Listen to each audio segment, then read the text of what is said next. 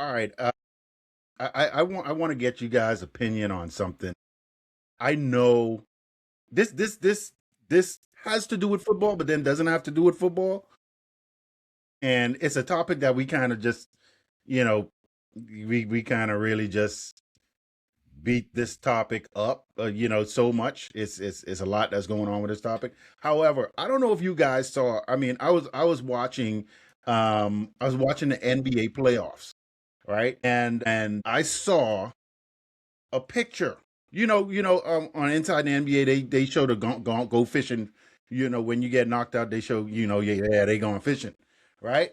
Because they got knocked out. So the Boston Celtics just got knocked out. Hang with me here. I know we're talking basketball, but hang with me. Hold on. So, they had all the guys up there. Jason Tatum was out. He was injured. And, you had all these other guys up there, Boston Celtics. But at the front of the boat, you had Mike Vrabel hugging Diana Rossini. I don't know if you guys saw this picture, man. I wish I could have pulled the picture up. You just gotta search for it. Inside the NBA, Mike Vrabel, Diana Rossini picture. And just look at it. I mean, all the guys there, and then at the front of the boat, Diana got her hand stretched out like the Titanic, and he hugging her from around the back. This is my question to you guys. Okay? This is my question to you guys. Is there any these guys must have their own kind of contract? Because now they're on ESPN. They moved from TNT to ESPN. They must have a contract where nothing can happen to them. Like they can't be touched. Because if reporters or, they cover games, whatever, would have done something like that, they would have been getting all kind of backlash. But I have seen no backlash. ESPN has said nothing. But, Lee, you just talked about a lady that got fired for voicing her opinion on this topic. But I mean, it was a gone fishing image. And let me tell you, they was cracking up. I couldn't hold myself back. But I was just saying, what kind of standard or what kind of contracts do they have? Because it seems like nothing is off limits for them. I wanted to throw that out to you guys real quick because I just don't know. This is with Shaq, Charles Barkley, and Kenny Smith. Yep. Yeah, they are kind of untouchable. They get away.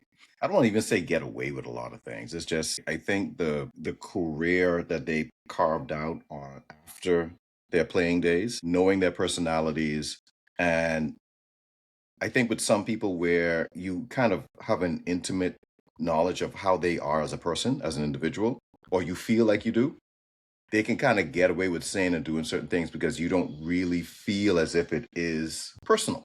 Yeah. You know that they're doing it for jokes, right? And whether that's good or bad, or whether it's fair or not, right? It just seems to be that certain people can get away with kind of, staying right there on the cutting edge of what's PC and what's not. Right. Being politically correct and not, right? So I think with them, they've been doing this for so long and they've been saying and doing outlandish things for so long. Like Charles Barkley a couple of years ago was he was calling women in San Antonio fat.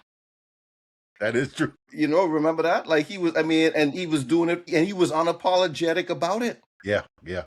But the thing is, what I think what endears them to people is that they in turn allow people to laugh at them.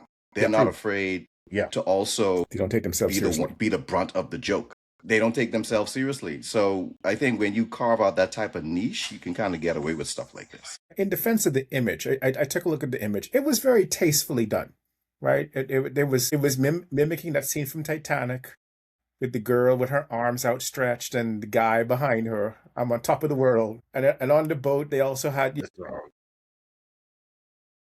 Ben Affleck and Matt Damon on the boat. They had Bill Simmons, so all the Boston people, right? Plus then the Celtics. So, the SS Heimlich, i.e. they choked, right? So So was that the premise? Like prominent Boston figures? Yeah. Was that go fishing with your boys, right? So And then That's you know, crazy. the bonus, the SS Heimlich, right? So, but Yeah. but to Lee's point, it's like, one, they don't take themselves seriously. One, two, they giving you this feel like you're just sitting around the living room with your uncles cracking jokes about stuff. Like, it's just very, we gonna say what's on our mind, right? Yeah. Yeah. Three, realize TNT being crazy was talking about how the CEO at the time was talking about how they didn't need the NBA. And next thing you know, the NBA somehow didn't renew their contract with TNT for the NBA.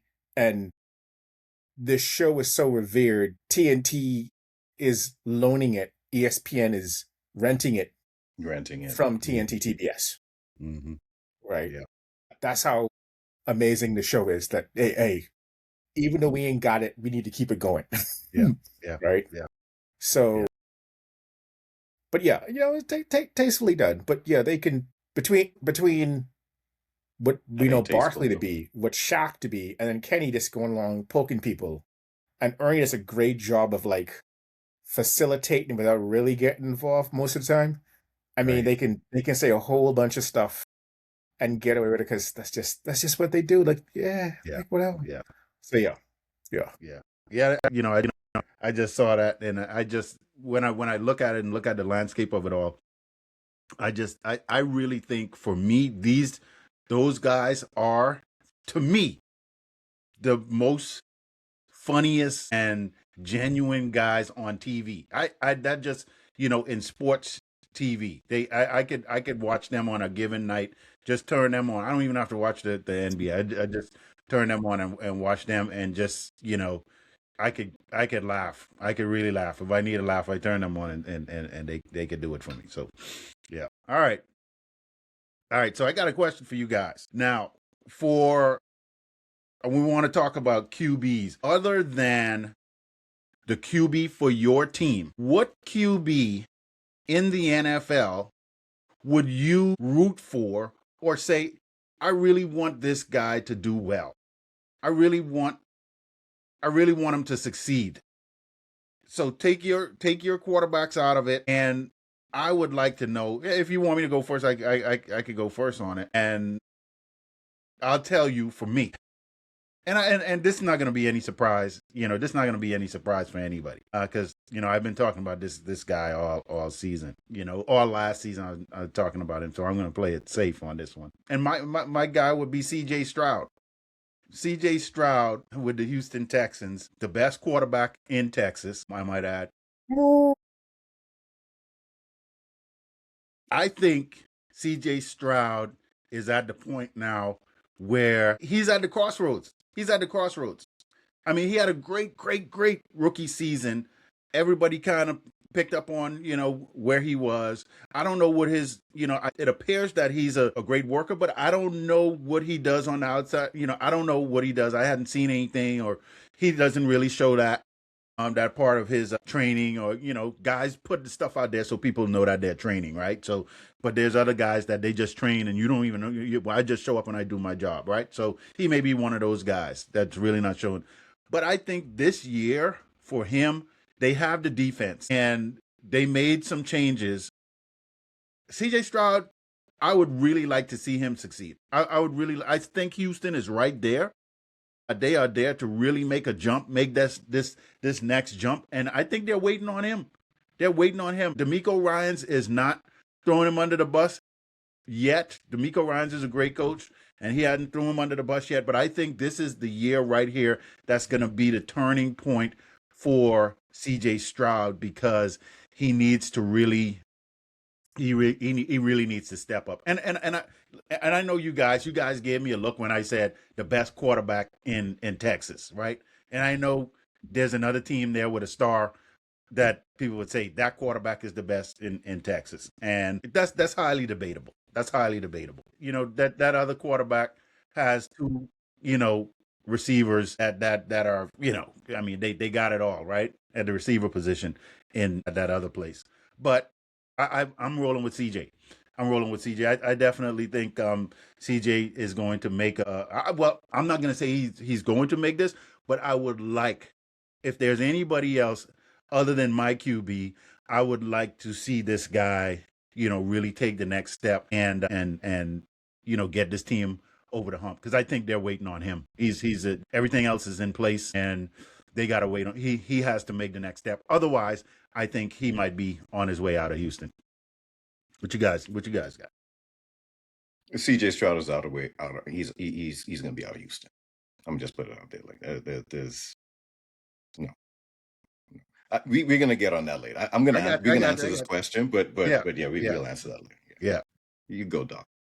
Yeah. Okay. There was a couple of folks I thought about. I'm not going to say all their names, but the guy I would like to see have a good season is Malik Willis. That's a good one. I think coming out of Liberty, he gets drafted by the Titans. I feel like what happens to a lot of quarterbacks, he gets done dirty. They don't know how to use him. They try to put the square peg in the round hole. Then they start using what mayonnaise guy? His name. They start trying to feature him instead, so he's on the bench. Then he gets traded to Green Bay. And this is weird because I usually don't talk about anything good coming out of Green Bay. But he goes to Green Bay and starts like week 2 because of the injury to Love, and plays well, but maybe 2 weeks to prepare, learning the offense, and the floor is just gushing about the guy. Says all the right things, seemingly works hard, gets a good contract, right? Like 3 years, 67 mil, 45 mil guaranteed. But he goes to Miami, and they really haven't had a quarterback do well in Miami since number 13, right? So it's like, and your primary weapon coming off crazy knee injury, the other primary weapon got traded to Denver. So it's like, you coming in there to try to resurrect an offense, and you ain't got your bullets, but you're supposed to resurrect this offense, right? And so my worry for him is going to Miami and not looking good, and folks then saying, it's him, and the Green Bay thing was a fluke, and yeah, he ain't no good. Versus, hey, what quarterback has done well in Miami, say for like Tua having one decent year before the concussion started getting him, right? So I hope he has a good season where it's like, hey, the guy's had talent, he's been in a decent offense, and he's able to transfer that to a team that the owner somehow seems to muddy the waters and jack stuff up. And I would love for him to be, when I say transcendent, not the greatest quarterback to ever play, but the ability to actually have a good season despite playing for the Miami Dolphins. So that's what I'd like to see, have a really good season this season. That's a good one. Yeah, that was a good one. Let it be known that it has been recognized that you both picked AFC quarterbacks. Yes. Right? You both picked. We lost somehow, some way. Yeah. All right. Yeah. Yeah. You both picked the AFC quarterbacks, and y'all scared to pick an NFC QB? I was answering from my heart. Yes, from your heart. That's from my heart. Yeah. Really? You're untrue. True. Well, I with y'all on this then. Because I ain't picking no NFC quarterback either. And this ain't got nothing to do with heart. This intentional. That tape has lived long. Don't need something come back in January, February to bite me. Oh boy. Yeah, I don't need no karma. No, this is a hard one for me. I never really thought about it. I really don't look at other teams like that. To have any kind of affinity for another player on another team. But if I were to just take myself out of being out of my fandom, I would probably say Deshaun Watson. Right? Looking at what has happened, what has transpired, right? I mean, his name got dragged through the mud, right, with that whole situation. And we all know, owners, there's records of owners basically doing the same thing that he did. Right? The exact same thing that he did. Right? And they don't warrant any sort of a backlash to the way that he got it. But he had the injuries as well that kind of compounded on the situation that he was in. He's back. He's healthy. The fact that there was a thought of who should be the starting quarterback for the Browns now that he's healthy, between him, Deshaun, and what's the other guy? Was it Dylan? Gabriel? Dylan Gabriel, And Shedeur. right? I mean, to me, it's laughable, right? And I'm not saying that in spite of Shedeur. I think Shedeur is going to be a pretty good quarterback given time, but I just don't think he's a better quarterback right now today than Deshaun Watson, given the time that Deshaun Watson spent away from the game. Now, I would like to see him come back. I would like to see him regain his form, right? The form that he had his last year with the Texans, which if you go back and you look at that statistical season with zero help, it was a phenomenal season that he had. And I think given the team structure now, the draft picks that they had, the weapons that they incorporated with Denzel Boston, and I think Concepcion, I think is the other guy that they got. Yeah. I think it really sets him up. And I think they even showed up the offensive line. I think it really sets him up to have a really good career. I mean, good career, but a good season this upcoming season. So I'm rooting for him. I'm hoping that he comes back true to form and shuts up all the doubters. That's interesting. That's interesting. I'm gonna touch on that real quick, but before I touch on that, I want to go back to, you said C.J. Stroud was gonna be out of Houston. Talk to me about that. What you looking at? We look at C.J. Stroud, right? He comes into the league. He comes in hot. I mean, he had a really good rookie season, and we kind of seen this happen several times. Okay, I call it the Rick Meyer effect. If people don't know who Rick Meyer was a Notre Dame quarterback back in, I think, the mid 90s. He got drafted by Seattle. This is when Seattle was still in the AFC. Okay, so they were still in the AFC West, not the NFC West. And he had Rookie of the Year. Off season, defenses checked his tape out and they realized he can't throw to the left side of the field. You push him to the left, he's a fish out of water. Okay? And once they kind of figured out his tendencies, he was never able to adjust. And he never regained that rookie form, and he was out of the league within a couple of seasons. I mean, he went to complete trash. You fast forward and not the same situation, but similar effect with RG3. RG3 comes in, he gets Rookie of the Year. Now, in his situation, he got hurt, but it was also compounded with the fact that he refused to take coaching from Mike Shanahan and learn how to actually play the position, right? They were trying to kind of ease him into being a quarterback, and he thought that he was already a quarterback. That's like, no, you need this read offense in order for you to be effective, and he didn't want to do that. And then look what happened to his career, okay? Because he didn't want to actually go through the machinations that was needed to be an effective quarterback. Now we're looking at C.J. Stroud. I don't know all the details. We don't really know all of the details, right? But we do know that he came in, he was pretty good. And when it came time for him to actually level up his game, it doesn't seem like he's able to do that. And who got the brunt of it? Bobby Slowick. Bobby Slowick was the same OC that was with him with his rookie season. Then all of a sudden, now Bobby Slowick was the problem, and they got rid of him. But C.J. Stroud's still playing like trash. Now, this is, and I don't want to. Don't take this to heart, Links, right? But I'm drawing a comparison here because Bobby Slowick is a OC that comes from like his play call style is that of like McVay and Shanahan and those guys. West Coast, quick read, you got to play on tempo and all these other different things, right? And CJ Stroud wasn't able to elevate within that offense because you can come in and if defenses don't know what you're doing, it's going to be effective for the first 15, 16 games. And then once they know what you're doing, you got to be able to compound on top of that to make to get through the full breadth of that offense and evolve it. And he wasn't able to evolve it. It's the same thing that's gonna, I think, when you look at what's happening with the Eagles and Sean Mannion, he's coming in with that same offense. If your boy can't get with that offense, and talking about Hurts, it has the potential of starting off really good, right? But you have to be able to evolve with that offense, or you end up like in a situation like what happened with even Jared Goff with the Rams. Yeah. Okay.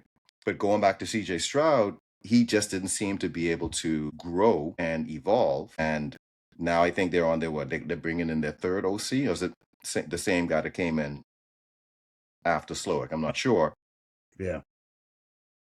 I'm not sure. I'll check. right? I'm not sure, but the thing is, at the end of the day, at some point, you can't always put it. You can't put it on the OC. Okay, so now if he comes in next season and it's the same old thing, he only got a couple of games You because think a couple of games? that defense is too good, Lynx. Yeah. The defense is solid. The defense is too good. The Yeah. defense is too good, right? So he only has a couple of games. If he cannot get it together and he's keep throwing those picks like he was throwing last season, and him being the impetus of them losing the games, they can't afford to stand for that. They have a Right. championship level defense. They got weapons on the offensive side, at least wide receiver wise. Okay. They just brought in the running back from to help with the run game. Montgomery. Yep. Okay. Montgomery, yeah. They shored up the line. This is now the third iteration of the offensive line overhaul with the Texans. And now, and at the end of and even with that, you can't keep blaming, right, your pass protection problems on the offensive line if your quarterback keeps holding on to the ball. You gotta let that ball go. You gotta let it go. You only got like 3 seconds.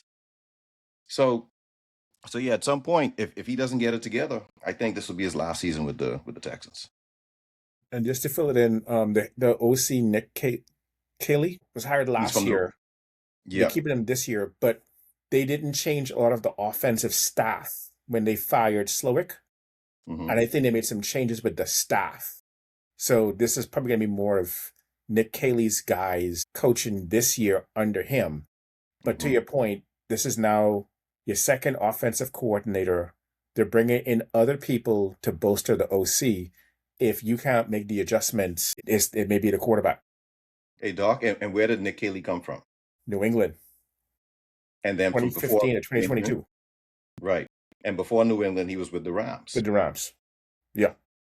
Yep. Right. So it's that same offensive philosophy. And if you can't make that offensive work as a quarterback, at some point, you got to find somebody who can. Yeah. That's it. But good point to your point.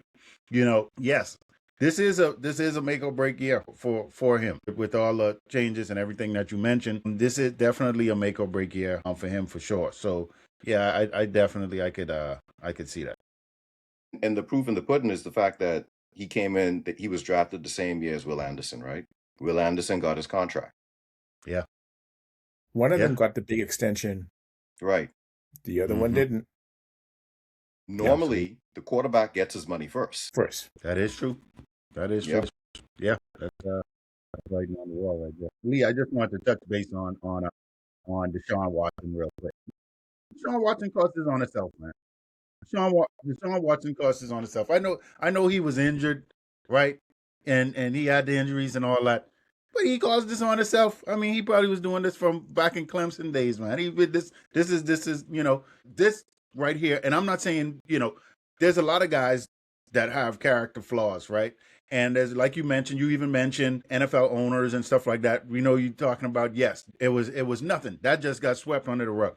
But Deshaun Watson caused the entire situation on himself. And so I'm not going to, I don't know if I believe in Deshaun Watson. At one point, I think he's lost it over the last couple of years. I know he's coming back from injury and all that stuff like that. It's not going to be, and I know this is going to be interesting. It's not going to be easy for him to beat out Shedeur. It's not going to be easy for him to beat out Shedeur. Because the reason why Shedeur, I think, is one of those kids, young man, quarterbacks, that even though he may be at a disadvantage because I believe they want Deshaun Watson to play and be the starter based on all the money that they paid him, right? But Shedeur, I think, is one of those. He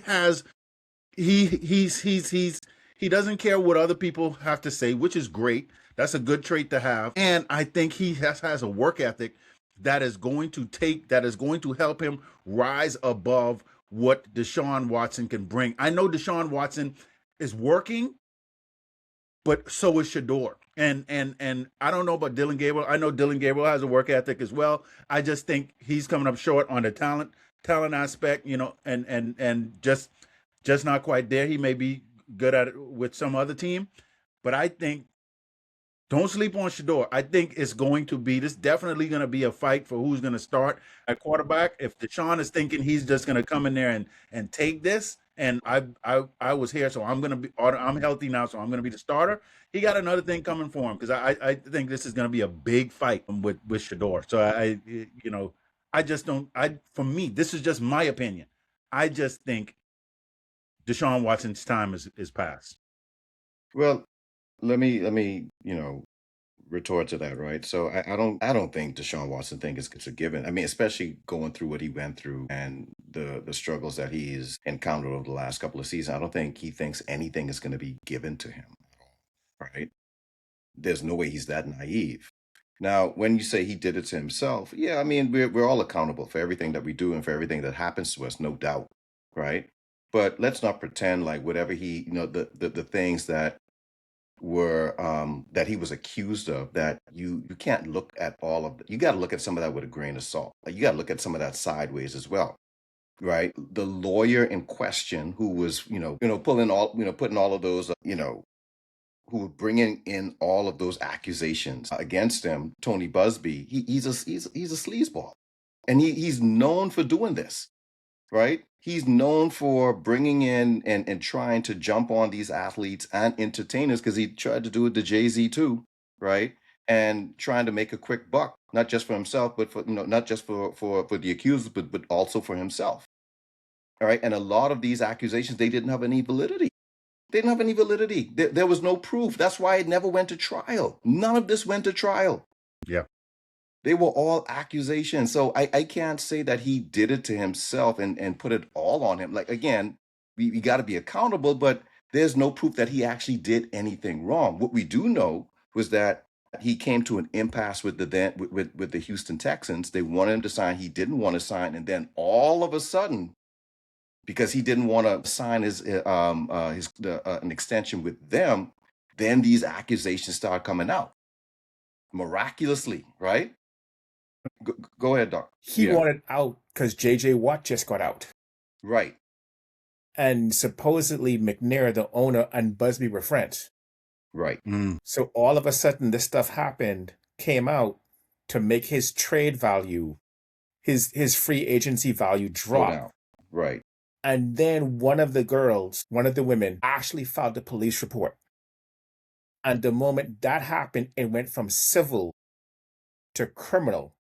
Mm-hmm. And they couldn't control the narrative anymore. He's put on the commissioner's exempt list for the whole season, and now he ain't playing for nobody, right? Right. So I think the plan was to muddy his name so no team would want him, and he'd be forced to re-up with Houston. And one person, there was only one person went to the police and filed a police report, and the moment that happened, that was it. Go back. That was it. He got set up, Lynx. He got set up. All right. Isn't real quick on this? Was Busby the attorney that went after Shannon Sharp? Yes. He's the same guy. Yes. Same guy. Yeah. Same guy. Same guy. Got you. I got you. This is what he does. Yeah. Right. Yeah. Okay. All right. Gotcha. Doc, real quick on Malik Willis, I just want to touch on this real quick. Really truly believe that I'm not sure if Malik is in the right system. I don't know. It remains to be seen at this point. I just don't know. I have just a sneaky intuition that he may struggle. He may struggle. People, are already out there talking. However, I don't know. I guess I hadn't seen that much. I've seen him in Liberty, but I hadn't seen that much of a sample size in the NFL apart from the last couple games, Jordan Love injury. And so if this is the same kind of system, I don't know if Miami is running the same Green Bay type, McVay type Shanahan system. I'm not sure, but if it is, then I could see something. But if it's not, and he's going and got to learn a whole new system, I just don't know how successful he's going to be. And I'm with you on that. People are going to look at him like, man, this dude is, is trash. I think he has, a lot of talent to be a good quarterback in the NFL. I just don't know with Miami. I can't put my finger on it. The beauty of this conversation is Levant set me up amazingly well to answer this question. Because you know who the offensive coordinator is for the Miami Dolphins? Bobby Slowick. Right? So you got the guy who was with New England, was with the Rams, gets these different style of offense. I think he actually does try to tailor the offense to what he has. Right? But there's some fundamental things this is from that McVay system that's going to be incorporated in there. So I think he will try to use Malik slightly differently than what CJ Stroud was going through. Is just he may have a good first good 10 games. The question is, one, with Slowick, and two, more so with Malik Willis, are you going to be able to adapt once folks know what your tendencies are, right? So, and a good example of what we're talking about is Brock Purdy, right? Like about midway through Brock Purdy's second season, he had about a 3-game stint where he wasn't playing well. Yeah. Right. And I think he went with Shanahan, and they looked at tape and they kind of figured out this is what they're doing. They're stopping the stuff you like to do. So you have to do some stuff you don't typically do just to make them play you honestly. And now we can get back to doing our stuff. And so all of a sudden it was like a 3-game dip, and he went back to playing close to Pro Bowl level quarterback play after that. Right. So they made adjustments. He made the adjustment that the OC/head coach wanted him to make, and he's been playing good ball ever since, right? So, but if you can't make that adjustment, if you always go to the right and they start trying to force you to the left and you can't go to the left, a la Rick Meyer, that's a problem, right? Yeah. So when they figure out what you love to do you have a second move, a second thing, an adjustment you can make to punish them, the defenses, for overcompensating and taking away your primary? And if you can, then all of a sudden they got to start playing you straight up, and now you can go back to doing what you like to do. But if you can't, that's problems. So, yeah, I think because Bobby Slowick, he's looking to resuscitate his career, right? He got a bad rap because of CJ Stroud, and so I think he's going to do everything he can to make sure that Malik Willis is as successful as he can be. And Malik Willis seems to be the type of quarterback that's going to put in the work and the effort to really be the best version of himself he can be for the Dolphins as well. He's in position. He got a pretty decent contract, but in a couple of years he'll be up for another contract. I'm pretty sure he wants to put himself in a good position to be able to capitalize off of that. So yeah, I think he's going to be pretty successful. The only problem is Miami they don't really have a lot of weapons on offense. They have Achan in the field. I can't recall. Did they draft a receiver? I can't recall. I don't know. Yeah, no. Yeah, that's interesting. Yeah, definitely. Yeah, because they Tyreek is gone, Waddle is gone. Yeah. Who's left? Yeah, don't they still have Waller at tight end? Jalen Tolbert. Come on, man. Come on. I mean, he's off injured. He's off. Yeah, he was. I mean, he was playing. Yeah. He probably won't even be. I don't know. He won't be 100% already or anything. But yeah, that's tough. You see anything, Doc, with in Miami? I don't see any. I don't remember if they drafted a wide receiver. So the receivers they have coming in would be they get Tutu Atwell from the Rams, Jalen Tolbert from previously with the Cowboys, Malik Washington. Yeah, they got Achan, but that's about it. That's it. And so the one wide receiver they did draft, and he was one of my favorite receivers, was Chris Bell. But he's coming off of ACL, and he's not going to be able to play for at least half the next season. Yeah, that's tough. Yeah, that's tough. They better lean on the running game then. Yeah. All right. So, got something else for you guys. Worst to first. So, in each of the divisions, there's the team that came last. Which one of these teams in the AFC and NFC do you believe can turn it around and go from worst to first? So in the AFC, we have the New York Jets, we got the Cleveland Browns, the Titans, and the Raiders in the AFC. We're going to start with the AFC, but I'm just going to mention the NFC real quick. NFC, you had the Giants, you got the Lions, you got the Saints, and you got the Cardinals. All right. Let's start with the AFC. Who do you guys think out of the Jets, Cleveland, Titans, Raiders can go from worst to first? I'll go, but I mean, this may even be, this is more almost like process of elimination than right. So it ain't gonna be the Jets, not just because it's the Jets, but you got to go through Buffalo and New England, and I don't think it's gonna be the Raiders because whether it's Cousins or Mendoza, you still got to go through Kansas City and Denver and the LA Chargers, right? So it's either going to be Cleveland or Tennessee, and I'm going to go out on the limb and I'm going to go with Tennessee. And the reason I'm going with Tennessee is like I'm not sure what's going to happen with the Colts if Daniel Jones doesn't come back well from that injury. I just never been a big believer in Jacksonville. I know they had a good season last year, but I'm just and I am missing the Texans. Well, if you talked about CJ Stroud, what happens? They got a great defense, but yeah. So like if Tennessee can put some stuff together with their fourth place schedule, they actually have a puncher's chance of winning that division. So if I had to put money, I'd put money on Tennessee. Yeah, I was gonna say Tennessee too, right? But for the sake of the topic, right? Let me pick another team and try to defend it. Right, and since I was talking him up, right? Let me I'll say the Browns since I was talking. You notice I didn't make no comments about the AFC North. There's a reason why I didn't make any comments about the AFC North. Right. Yeah. Because I mean, a case can be made. You have all these coaching changes, right? You have McCarthy with the Steelers. You got Minter with the Ravens. Bengals didn't have any coaching changes, but that doesn't matter. Bengals are the Bengals. It's the Bengals, all right?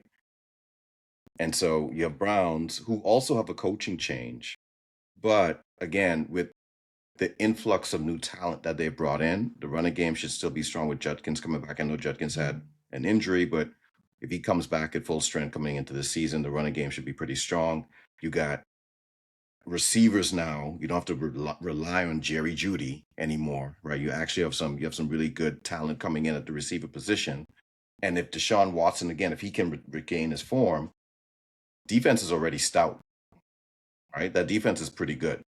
Then I think they would be in prime position to be able to make some noise in the NFC North and probably come out on top. That's interesting. Yeah. I'm going with the Jets, man. I'm going with the Jets. You know why? You know why I'm going with the Jets? Because of this latest draft. There's no way. There is absolutely no way you could stock up like this in the draft with these players that you just picked. David Bailey, Kenyon Sadiq, right? Omar Cooper. Come on, man. Come on. There's no way.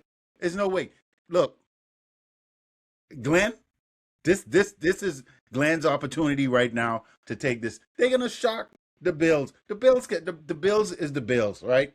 The Bills is the Bills. This is what the Bills do every year. The Patriots, that was a fluke. You know, guess what? They're not going back to the Super Bowl anytime soon, ever again. All right? Not in the next at least 5 years. Because Drake may, be it as it may, and, you know, the A.J. Brown situation, even if he goes there, they're not going back to the Super Bowl. They are not, this is not going to happen. Drake May is going to be sort of like, you know, those one and dones. We saw what he was doing in the playoffs. We saw I mean, Seattle just ripped him up. So, you know, they already got tape on him, so they're not going anywhere. The Dolphins, we already know what the Dolphins, you know, they trying to get their stuff together. Malik Willis is there. This is the opportunity right now for Aaron Glenn to go from worst to first with the New York Jets and this set of rookies that they have. I think they are on the cusp of doing something at this point because the other teams in the AFC, the other teams in the AFC East, just you had your chance.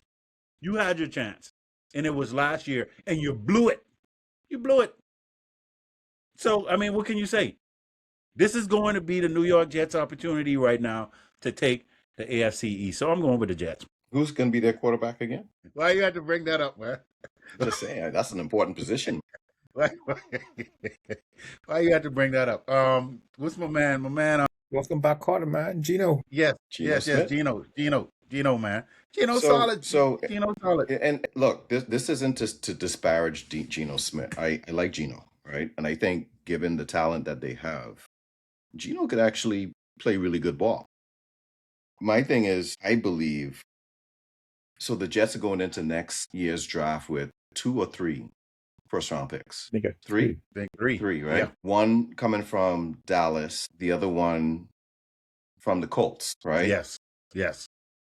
One could say that those 2 teams are not going to be bad, okay? Top 10 Respectable. pick, but Yeah. right. They're not Yeah. going to be Right. right? The Jets, come hell or high water, they want to get them a quarterback next season because next season is supposed to be the quarterback draft next season.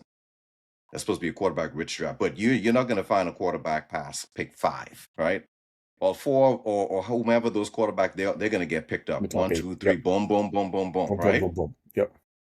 So Jets, I think, are going to put themselves in a position to get them a quarterback next season. They ain't coming Sure. first. Say it is. They're not coming first in the AFC. What are you saying? They're not going to play all out and try to win the division? No, I'm not saying that. No, I wouldn't say that. Man. Yeah, that's interesting. Yeah. You don't understand. I They're not going to kick the field goal. They're gonna go for it. 4th down and fumble snap. Gino. Another Yeah, close loss. That's interesting.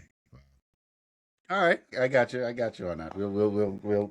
All right, we'll leave it there. Let's switch to the NFC. All right, so we got the Giants, we got the Lions, we got the Saints, and the Cardinals. Let me jump off on this one right here. This one, you know, the Giants. Heck no. Okay, you improve your team. Obviously, you improve your team, but you know, yeah, you got Jackson Dart. For one, Jackson Dart is he could kill himself out there. If he keep doing the same thing that he probably might only 3 games he might make it through. I mean, he gonna kill himself out there. So for one day, they already gonna be written off. No quarterback. They already got their coach fired because of this. So you know, no quarterback. They not gonna say anything. They got some talent. Don't get me wrong. I'm not gonna hate on them on that. They got the talent. Not gonna happen. The Cardinals, just forget about it. Cardinals it's not gonna happen. It's just not gonna happen. That division is too talented, too deep. You know, you got teams in there. Everybody over 500 playoffs and all this, and the Cardinals still didn't even. You know, they trying to figure out their quarterback situation. You know, they picked up Carson Beck, but he's not gonna be the answer. Okay, so yeah, ain't nothing happening there in Arizona. So you got the Lions and you have the Saints. This is actually really good with the Lions and the Saints because we know the Lions. Lee, you were surprised that the Lions came 4th in the division, right? After being first. So they went from first to worst. So the Lions have the opportunity to do this, and that would be an easy choice, but I'm going with the Saints. The reason why I'm going with the Saints is because I think Kellen Moore is on the cusp of something with this team. Yes, they may be, you know, they got some older guys on the team, but when you look at the NFC South, nobody's really scary. Who's scary in the NFC South? Atlanta Falcons, they got talent all over the place, but it's Atlanta. Everybody know what Atlanta gonna choke. That's what they do. That's the name of the game. 29. I mean, what was it? 29-3. What was it? 23-3. I don't care. Whatever it was. They are going to choke. Atlanta, you out of it. Carolina, you know, they won the division last year. Carolina was coming on strong. You know, they got Jalen Phillips. They got some defensive pieces. They got some pieces there, and they'll put up a good run. But again, Carolina is just always mediocre. I think they can do a little bit, but they're going to be mediocre. And then you got the Tampa Bay Bucks. Look, you lost your number one receiver. He's gone. He's gone. All right. So yeah, you got who's the young guy, the Tampa Bay receiver? What's his name? Emeka? Makabuka. Yeah. Right. So yes, he's going to be solid. But you lost Mike Evans, a perennial Hall of Famer at the end of the day when he retires. You can't take that kind of loss and think you're going to bounce back. It's just not going to happen. Baker Mayfield is going to keep them in it. But this is the Saints' opportunity now to take this division by storm. Kellen Moore is 1 year removed in this division, and he's building something there in New Orleans. I think he's going to put something together with the Saints and they have the pieces to be able to do it. I think the Saints is the team that can go, in the NFC that could go from worst to first. For argument's sake, I'm not gonna use the Saints, and being an NFC North guy, they would just hurt me for Detroit to go from worst to first in my division. So I can't talk about them like that. So with the two options available, I'm gonna have to go with the Cardinals, with Jeremiah Love and Carson. Okay, yeah, I can't straight face. So the Giants, right? So it's gonna be the New York Giants.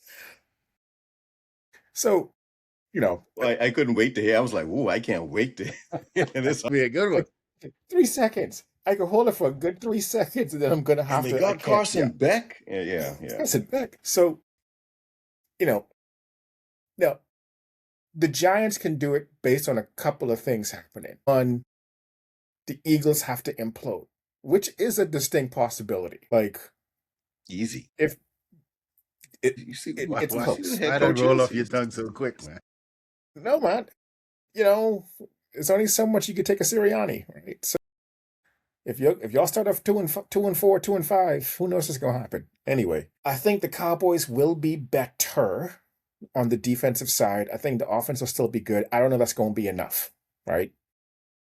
And then I'm not quite sure what's going on with Washington, where Jaden Daniels coming back from the injury. The defense is kind of getting a little long in the tooth. Have they done enough to kind of try to bolster that defense? And then I think John Harbaugh is a good coach. I think the Giants will play solid football. Not touching the Saints and not touching the Lions.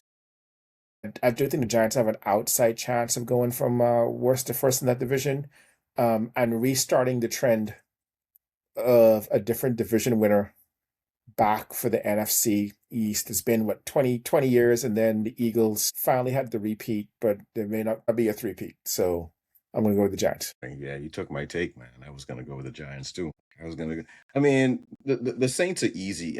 Because the NFC South, they always flip-flopping. So, to be honest, if you were to pick a team in this scenario in the NFC, it would be the Saints. It would be the Saints. Falcons, new coach, and I don't really trust the coach there. Tua is the backup, right? And we don't know if Penix is going to be healthy coming in, right? So, no, don't trust that. The Buccaneers, I think they lost another OC. And Mike Evans is gone. And their linebacker Carolina, just retired, right? Yeah. Their linebacker retired. What's his name? Is it Levante David? Levante David. Yeah. He retired. Ring of Honor type guy, fringe Hall of Famer, probably should make it in at some point. And then Carolina, I think they seem to have been like the up and coming team in that division. I just can't get behind Bryce Young just yet, right? So, with that being said, Kellen Moore, who's the Saints' offense actually performed better than the Eagles' offense last season. Mm-hmm. Right? And so I think that offense is getting better. They got Jordan Tyson, right? The wide receiver out of Arizona State. If he stays healthy, he's going to be a tremendous asset to that team. I think they're primed to be able to make a big jump. more so than any other team. But I'm not sleeping on the Giants either.